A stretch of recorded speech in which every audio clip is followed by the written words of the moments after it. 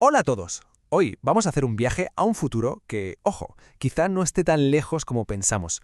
Un futuro donde la idea de educación que tenemos se transforma por completo. Vamos a explorar un mundo donde el conocimiento no se memoriza, sino que se vive, se experimenta. Bienvenidos a la era del Homo Discipulus. Para empezar, lancemos una idea que suena un poco loca. ¿Y si imaginamos un mundo sin escuelas, sin edificios, sin aulas, sin horarios fijos?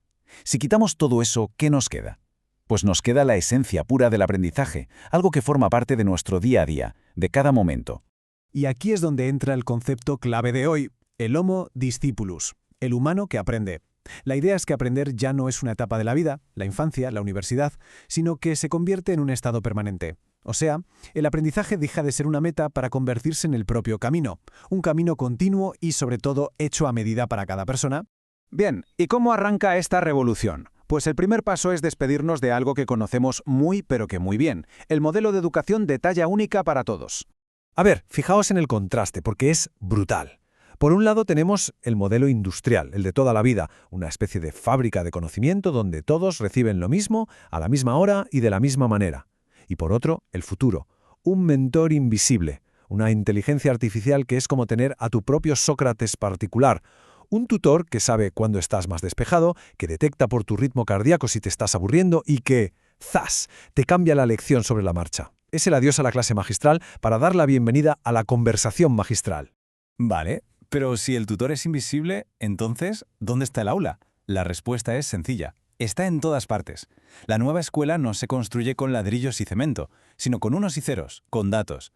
Pensemos en esto por un momento. En lugar de empollar la fecha de la Revolución Francesa, te pones unas gafas de realidad virtual y, de repente, estás allí, caminando por las calles de París en 1789. Escuchas a la gente, sientes la tensión en el aire. La historia deja de ser un dato en un libro y se convierte en un recuerdo, en algo que, de alguna manera, has vivido. Y esto no es magia, tiene una explicación científica. Se apoya en lo que se llama la memoria episódica. Nuestro cerebro al final está diseñado para recordar experiencias, vivencias, no para almacenar listas de datos abstractos. Así que la realidad virtual lo que hace es hackear este sistema, convirtiendo el aprendizaje en una colección de recuerdos. Y eso, claro, es muchísimo más potente. Y ojo que esto no va solo de historia o de letras. Pensemos en la medicina, por ejemplo. En estos laboratorios digitales un estudiante puede hacer una operación a corazón abierto 100 veces. O un químico puede mezclar compuestos peligrosísimos, sin que explote nada. Y con la tecnología áptica hasta puede sentir la textura de un tejido o la densidad de un líquido. Aquí equivocarse no es un desastre. Al contrario, es la mejor forma de aprender. Claro que aprender no es algo que se haga siempre en solitario. Se crearán lo que llaman terceros espacios virtuales. Imagina una sala de proyectos donde estás colaborando en tiempo real con gente de Tokio, de Nairobi y de Buenos Aires. El talento ya no depende de dónde has nacido. Las barreras geográficas simplemente se evaporan. Y ahora vamos a entrar en el terreno de la ciencia ficción, en lo más especulativo. Si la IA personaliza el contenido y la realidad virtual nos da la experiencia, ¿qué es lo siguiente? Pues la conexión directa con nuestro cerebro.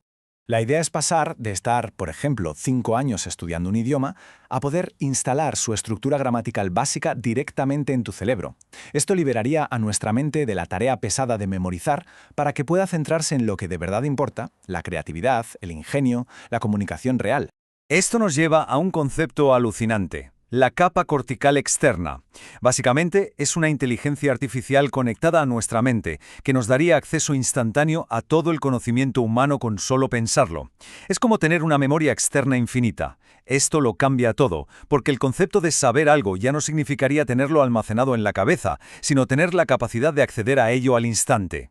Y claro, esto nos lleva de cabeza a la pregunta del millón. A ver, si una IA lo sabe todo, si las experiencias se pueden simular y las habilidades casi descargar, ¿cuál es nuestro papel?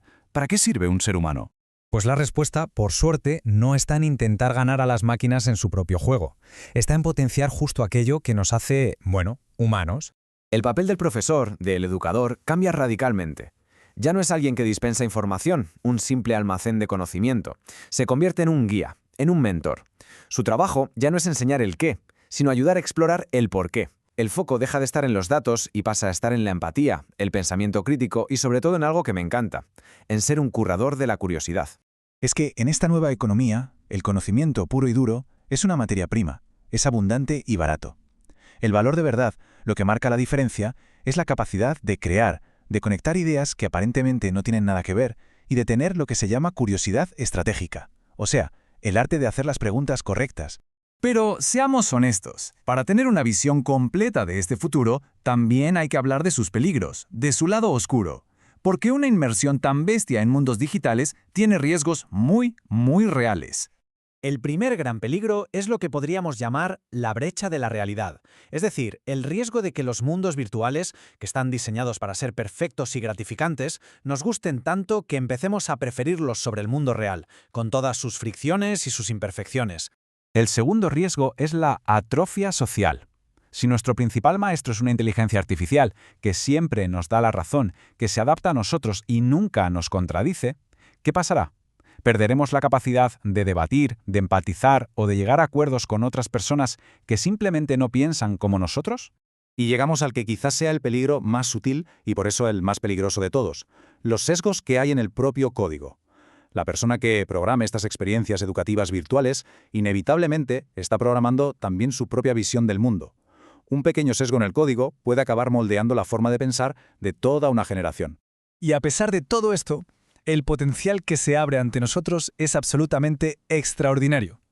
Esta frase final creo que lo resume a la perfección. Durante siglos, aprender ha sido una lucha contra la escasez de información.